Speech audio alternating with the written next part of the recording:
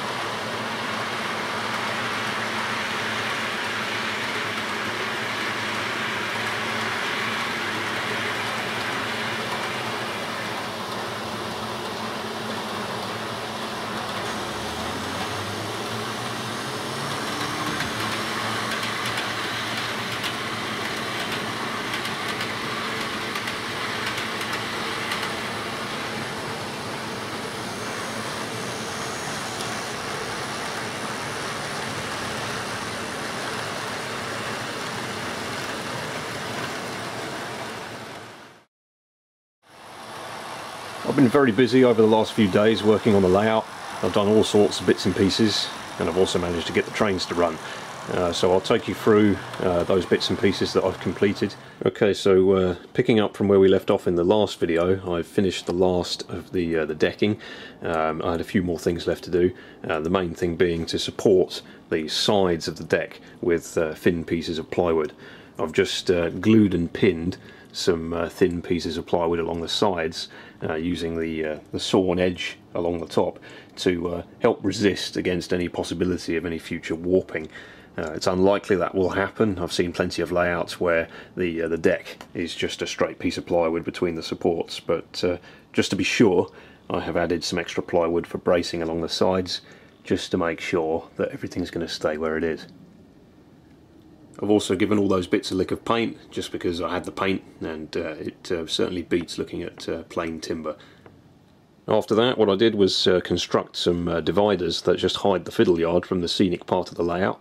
These will eventually have low relief scenery all over them, and towards the top I will add a sky back scene so that the back scene you see over to the left will continue onto there. We'll just have some nice clouds just to finish things off. But for the time being I've just painted them grey. They don't look offensive, and they do their job of hiding the fiddle yard. Again, it's just made for some thin plywood. I think the thickness is about 4mm, so quite thin, flexible stuff, which is why I used it to brace the sides of the track as it goes around the various curves.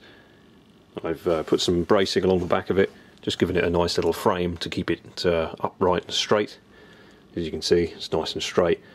I'm doing my best to make sure anything I do in carpentry is done properly, nothing half-arsed, nothing rushed. So it's taking a long time to get everything how I want it, but everything is coming together quite nicely as I complete each piece. Something I'll just cover quickly is where the branch line goes. There was a bit of confusion in the last video, some of you weren't sure where it goes. Well, the branch line does not do a complete loop around the room. It is purely to go from point A to point B and then back again. So what it does is it comes down from the station underneath the main lines. It then expands so I can get 2 tracks in there, and you can see it disappears into the fiddle yard over there. Here in the corner of the fiddle yard you can see that this extension board I made, I have dropped down. It just terminates in the corner there, and it just gives a little bit more room for the sidings at the end of the branch line. There'll be 2 or 3 sidings, and all they will do is house DMUs or EMUs, and they will come down here, park, and then shuttle back to the station. Should add a nice bit of operational interest. So while stuff is running around the main loops, I can be running services to and from the station without having to worry about crashing into anything, and also maintain some interest in the layout, as I don't have too much in the way of shunting. By curving the branch line underneath the main lines, what I have allowed a little bit of space for, if I can do it, is add a point potentially in here, and maybe 1 or 2 sidings just coming off it, perhaps for some storage of some DMUs or locomotives that can easily get back to the station. I'm not sure if I can do it justice. I don't have too much room here. I really don't want to clutter anything up, but there is an option there. I could even make them disused and actually not park anything in there at all, and it would again add a little bit of scenic interest perhaps. But so I'm going to play that one by ear. Let me know what you think. It's a possibility, and I can certainly add it at any point in the future. Certainly doesn't have to be done now. Something else I'm also going to experiment with, going back to things being disused. A few of you commented on in the previous video with regards to this, and I had planned to do some of it, but I have expanded that a little bit more. So that is to make this, I've made this bridge, as you can see, too wide. You can see the branch quite happily gets under over there. I've left a gap, making the bridge bigger, to give the illusion that it was originally a double track line, and in the scenery I plan to have evidence of a disused track bed along the side of the branch, just again to add to that 80s feel of when many services were being cut and track was being rationalised and torn up. So it should add to that period feel without adding actual track to the layout. Should be quite interesting. We'll see how it goes anyway. I've also made another divider for the fiddle yard over on the station side of the layout. Exactly the same principle, this one being slightly lower to tie in with the back scenes, and yeah, just hides the fiddle yard, and again I can cover that with low relief scenery as the town and the station comes out from that area. So looking forward to building all of that up, but for now it's nice and plain, it doesn't look offensive, and it does its job. So that will stay like that for some time. To get the train running, all I've done is just plug in my standard lens LH100 DCC system straight into just a random set of dropper wires that's coming out of one of the laid sections. There is no bus or anything set up yet. This is literally just plugging into a single point and running, but it is working for the time being. I will add the wiring later, and that will be covered in a future video. I've laid the first of the main lines, just the main line has been laid.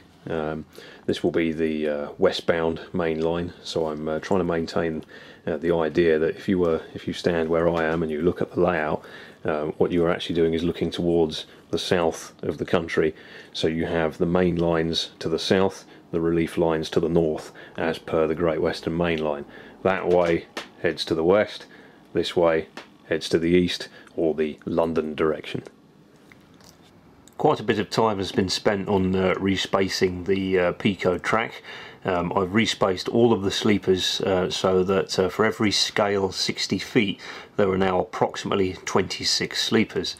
It's a lot of effort, but I'm very pleased with how the respaced track is looking. It looks quite a bit more scale, and sort of looks a little bit more like the track is custom or perhaps even kit built. It does actually make quite a big difference. You imagine the track looking like that right the way across here. That's going to be a big visual impact. If you compare it to stock, you can see just how close together the sleepers are when you buy it from the shops. It is too close together no matter which way you put it, because it's HO scale. So although it's a lot of effort, I think it's going to pay off. As I've been laying the track, I've also made sure that I have added superelevation to the curves, that is, bank the curves. And although it's difficult to pick up on camera, it looks surprisingly effective and makes a big difference as the train goes around. You may have picked it up in the earlier running shots. A nice little bit I've managed to do as well is switch the banking from one side to the other as the train makes its way through this S-curve over the branch line. I'm still experimenting with it and messing about, but most of it is now installed, and it's made a huge difference. It really adds that extra layer of realism to the layout, seeing the locomotive and the coaches lean into the corner just like the real thing.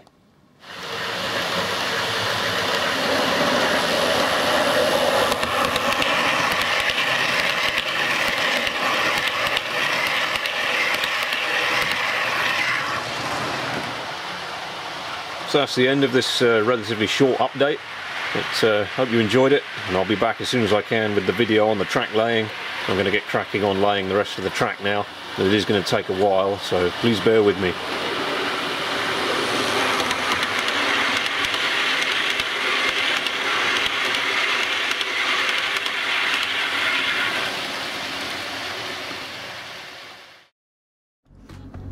Thanks for watching the video. If you liked what you saw, you can see more Everard Junction videos by clicking on the left. You can click on the right and check out Dean Park Station, another excellent model railway set in Scotland in the 1980s.